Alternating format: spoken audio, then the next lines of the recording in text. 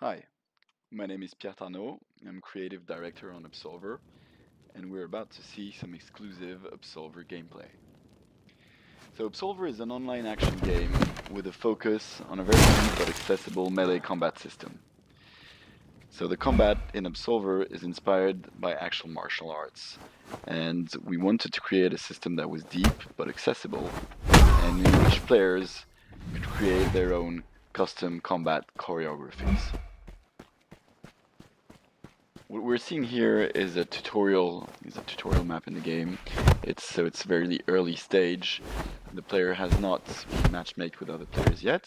The main part of the game is set in a small open world that is made of a dozen interconnected zones that the players can explore freely, and in which he or she is matchmaked with other players seamlessly. So as you explore the world, you will get to meet other people and build relationships with them. You can make friends, enemies, you can find mentors or students. A variety of relationships exist. And as we see here, sometimes you'll be walking in the world and suddenly somebody else is there. This, however, is a single player tutorial because it's there to teach the player the basic game mechanics. So we wanted to do a combat system that is pretty accessible, so it's easy to pick up and play. It's a 3D real-time combat system, but we added enough layers of depth, as we'll see, to have an actual competitive PvP experience, because the endgame of Absolver is becoming the best Absolver and fighting others like you in PvP. So here we see that the special defense of that character. In Absolver, every player can choose a combat style, and each style has a different special ability. This combat style has the parry ability, so the character is able to parry attacks if he does it in the right timing, which I kind of messed up here, but we'll see it a bit later on. So that's one mechanic. Another, which we saw earlier, is what we call perfect attacks. So when you nail your attacks, your successive attacks in the right timing, the character will flash golden, which makes the attacks chain faster and stun the enemy a bit longer.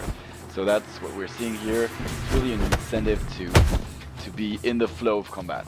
Another game mechanic we're seeing here is the feint, which is cancelling the build-up of an attack to trick your opponent into doing a feint.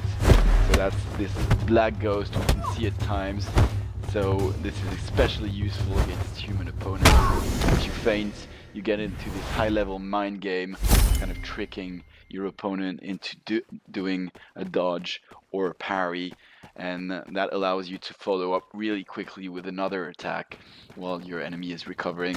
So that's once you kind of get to know the attacks of your opponent, that is something that is very important to tackle. So now we're going to see something that is really the core of Absolver, which is the stances and the combat deck edition. The idea is, in Absolver you have 4 different stances, represented by this diamond. In each stance you have a sequence of up to 3 attacks, which you see on top, an alternative attack, which you see down. The idea is that every stance starts in one stance and goes into another one. So for instance, here we're going to make a sequence of attack that starts front left and that finishes front left. I can go into training mode. I'm going to see that if I chain these moves and I keep attacking, they loop on themselves. But I could go ahead and change that and decide that one stance actually goes to a different stance. Here, my 2 front stances both loop on themselves. But the idea is that any attack always chains smoothly with the attacks that follow. So everything is fluid, everything is dynamic, and the action basically never stops. The same system works with weapons, so the player can pull out weapons as temporary bonuses, and when you take out a weapon, it's just a whole different combat deck that is now accessible to you. Weapons do more damages, but they can be temporarily disarmed. They can bonuses. You can get disarmed, as we just saw here. So pulling a weapon in combat usually gives an advantage to the player, but can also be dangerous if your enemy gets very offensive, disarms you, and picks up your weapon. So now we're going to see another part of the game, which is a bit later. We're changing characters, and we're going to focus now on the attack learning system, which is the core of how you will create your characters in Absolver. So in Absolver, as you explore the game world, you'll meet other enemies, whether they're NPCs or players. And when you fight somebody, whether it's an NPC or player, they attack you with an attack that you don't know. You will learn that attack progressively, which is what we're seeing here. Here I'm using the Absorb ability, which allows me to avoid being stunned or pushed back by an attack, and that allows me to counterattack right away. So I do receive damages, but if I counterattack, my damages are mitigated. And when I use my special ability on an attack, I'm going to learn it faster. So here I see that I've learned a bit out of 6 attacks, and as you fight different enemies, you will progressively learn more and more attacks. And what you want to do is, sometimes you don't want to beat an NPC right away, but rather try and use your special ability tactically on that NPC in order to learn their moves better. Another mechanic this ties on is a social relationship called mentor-students. So what you can do when you meet another player is ask them to become your mentor. That way, that player will be able to teach you their combat style, and you'll be able to learn attacks faster than you would by fighting regular enemies.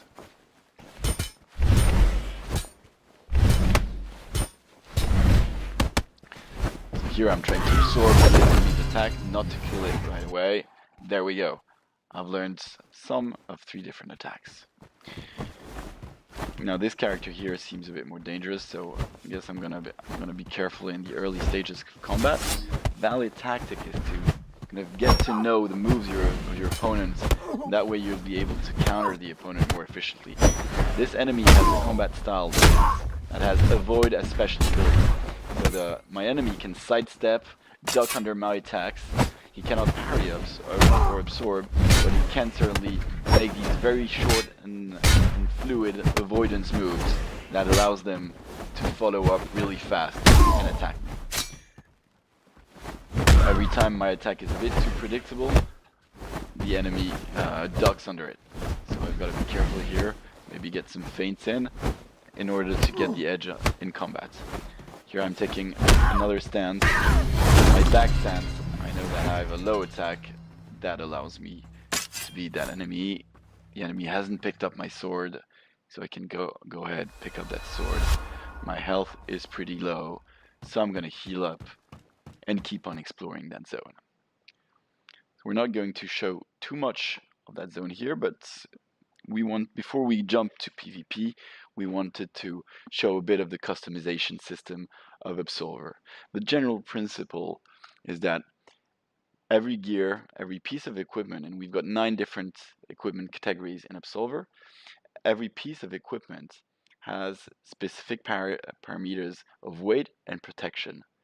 And so you're kind of making that trade-off between weight that slows you down and protection that gives you, mitigates damages, and sometimes gear protects you better against blunt damage. Sometimes gear protects you better against cut damage, which is typically the damage that players get from weapons.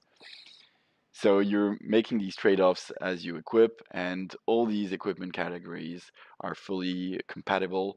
So you're making gameplay choices as well as aesthetic choice, because the look of your character pretty much determines how others will perceive you. And so it's important in an online game to kind of create your persona and show others what your character represents.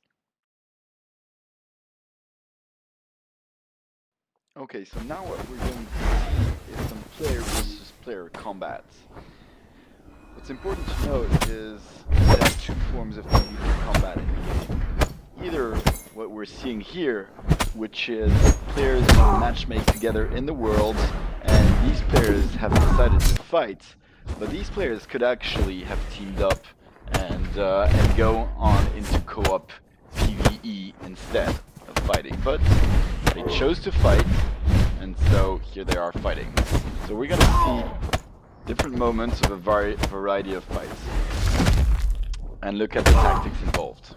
So this was an earthquake tower. What we can see are the floating shards in the back of the characters allow them to use special weapons and powers. So you need shards to pull out your weapon, but you can also use a shard to create a shockwave or other thing. So when confronted with an enemy who is a weapon, the good tactic is to be very offensive in order to try and disarm him, but that's not always possible.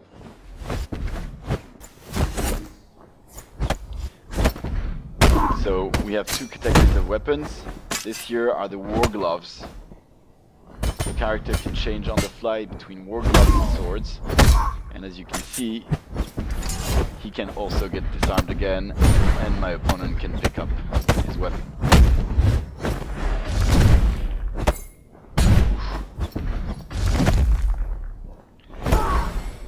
As we saw previously, it's very important to stay focused and keep these perfect attacks that make your character flesh golden, because that's how you get a faster edge in combat.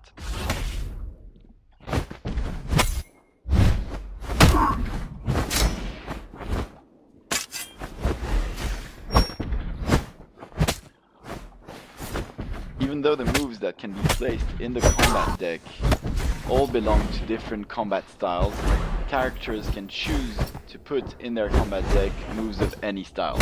So you can create something which is a mixed style based on different attacks. Some attacks also have different properties. These attacks that turn you blue can absorb attacks. Some attacks can avoid. Some attacks can interrupt. That was a nice parry done here, followed by a guard break attack. This is a guard break attack again. We see the character's hand flashing red, and he disarms him. He can pick up his war gloves, absorbing a few attacks, and then jumping right in. But the other enemy has pulled out a weapon, and so the odds have shifted again. This is a Moonpike sword. It's a very fragile sword, so it can break pretty easily, but it inflicts heavy cut damage. But the opponent has pushed me back with a shockwave. Here we see a good use of the absorb power. Sometimes the fight takes place near cliffs or precipice, and this creates a combat modifier because you cannot dodge in that direction. Some PvP maps exclusively focus on these dangerous environments in which players may fall. That was a weapon break, followed up by a big absorb haymaker punch. That finishes up the enemy. So even if an enemy is dominating, as we can see here, if with a succession of absorbs, you can always chain your attacks faster, and if the enemy makes just one mistake, you can always follow up and pick up in combat. The altar here is red because characters cannot interact with an altar when a fight is going on. And there we go. Weapon is picked up, and now the odds have shifted. It's very important to be able to use your special ability in the right timing. This is a move inspired by Capoeira. It's a very powerful kick. He pushes me away. So this will finish it that way. So what we see here are combats that take place in the worlds.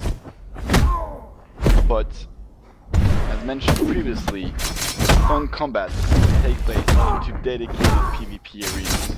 So, from the game world, player will be able to access special PvP game modes.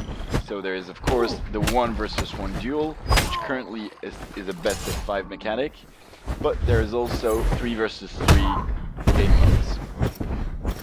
And this concludes our demo. Thanks for watching.